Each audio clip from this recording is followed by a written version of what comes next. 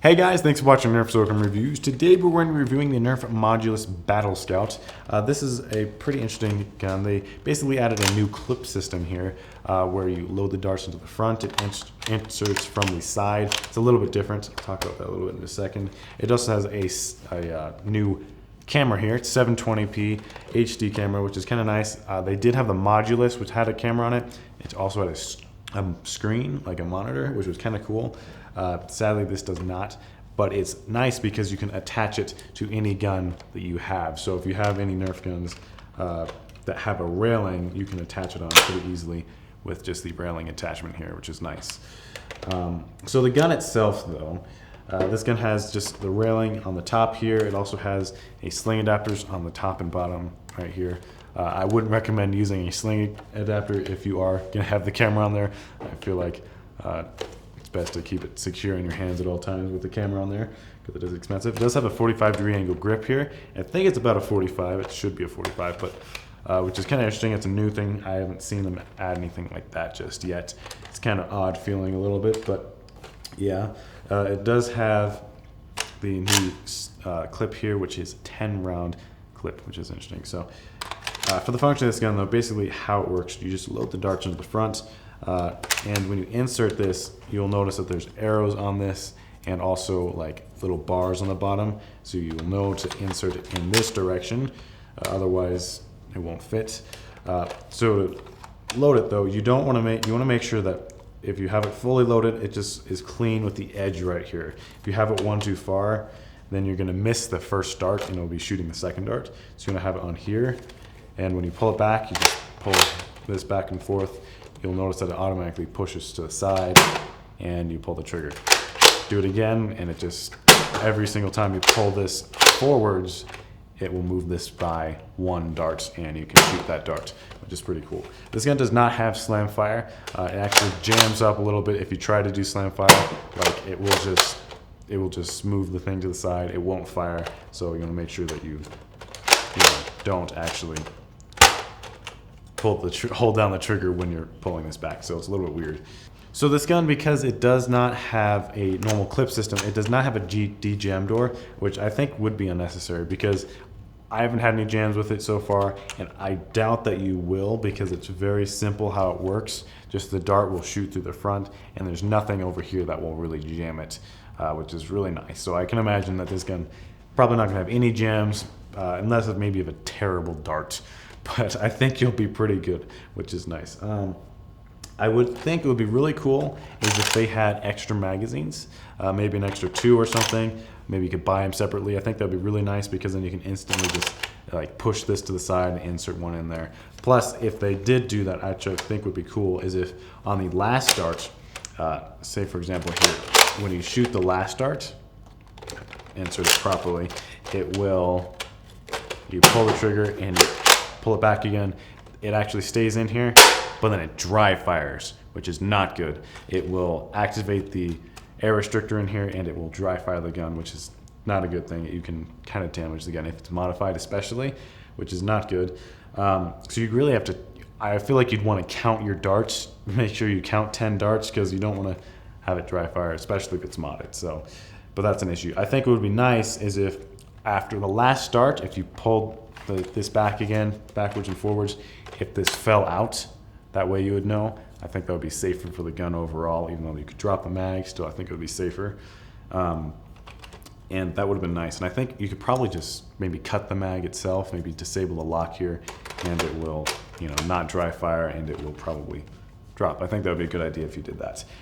Plus, I think it'd be really nice if it did that because if you had a second mag, you can easily insert a second one in there without this being in the way. And I think that'd just be pretty darn cool. Yeah, so now let's get into the camera functioning here. So this camera here, it requires 4 AA batteries. Basically, you just unscrew the back here, you insert them in there, it's pretty easy. It also does require an SDHC card on the side right here. It does not come with one, so you're gonna have to buy one, which is a little bit annoying. I feel like they should have added one. This is the 4GB one from the Elite Cam. We just inserted that in here for now. If you are to buy an SDHC card for this, I would recommend that you at least get an 8GB. You can probably get a 16. I suggest a 16, but If you want to go for something cheaper, you could just go for an 8, and that wouldn't work, but you wouldn't have as much memory on there as you could. Because it is 720, it's a little higher quality, and that's why you would want a larger card for it. How it works, basically, there's a camera, 2 different camera functions, the video camera and the just for taking pictures. If you swap this to the camera side, you'll notice a green light starts to flash if you have batteries in there and the SDHC card in there. If you don't have the SDHC card in there, it will flash yellow. But now that it's on green, it's fully green. After it's done flashing for a little bit, you can click the button here and it will start recording, so you can actually see everything here. So yeah, that just works just fine like so. It is a little bit cheaper quality than 720 really should be, because there's like filler. I don't understand completely how it works, but it's not as good as it probably could be. It's pretty cheap, but click it again and it will stop.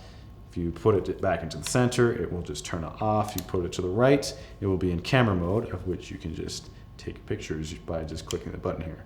And it will just light up the red button when you click the button, and you'll see that it just lights up and it turns back off, which means that you have taken a picture. So yeah, that's basically how this works. It's pretty simple, pretty easy. You just got a couple of LEDs in there. Obviously the gun does come with a manual, so if there's any other features or anything you want to use, you can just relate to the manual and you'll be able to see everything on there. One more nice thing about this camera is that it has a lock on the side. So basically, because it is a rail mount, this lock right here will loosen and tighten these railings, hooks, as you could call them. So when you put it on here, you want it to be loose, and then you twist it to the right, and it will just tighten, and the gun will be a lot safer. It will be in a lot safer position. It still does slide around a little bit, and it rocks a little bit because it's not completely tight, but I think it does the trick enough so that if you were to drop it or something, it probably wouldn't fall off, but it's possible that it could still fall off. I think if I just pull this a little bit harder, it would easily fall off, but you know, it's a lot safer than any other attachment they've created, so that's nice. And then again, just to release it, you twist it back and you can just slide it forwards and off. It's nice. So yeah. For the pros and cons of this gun, basically it does come with the camera. Well, for the pros, it does come with a camera, which is really nice. Plus, the new clip system is really cool. I really like the idea of it. I think it'd be really nice if you could have a second mag.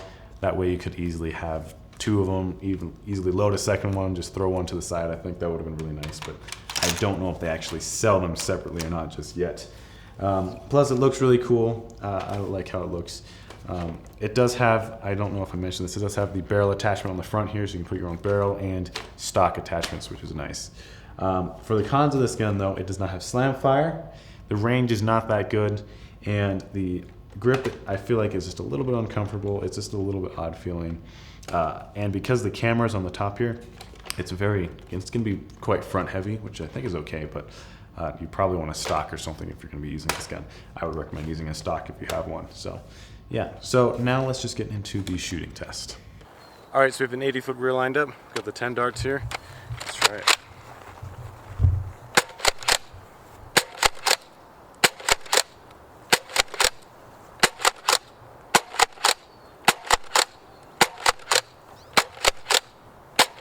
So for the range of this gun, the darts mostly landed from 23 to 43 feet. We did have one failure dart, it was at like 10 feet. The effective range is probably gonna be around 23 feet.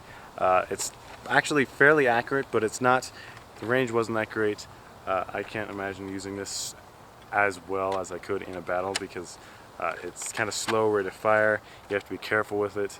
I mean, it's nice that you can reload it quickly.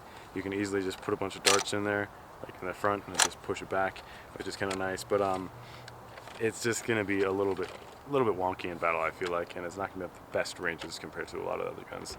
So maybe if you modified it, I recommend it. But the gun itself, it's not that great. I don't think I would use it too often. So yeah, thanks for watching Nerf Socom Reviews. I'll see you guys next time.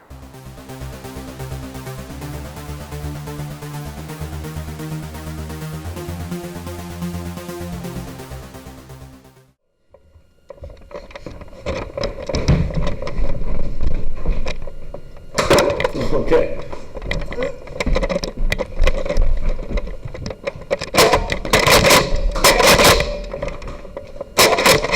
Seems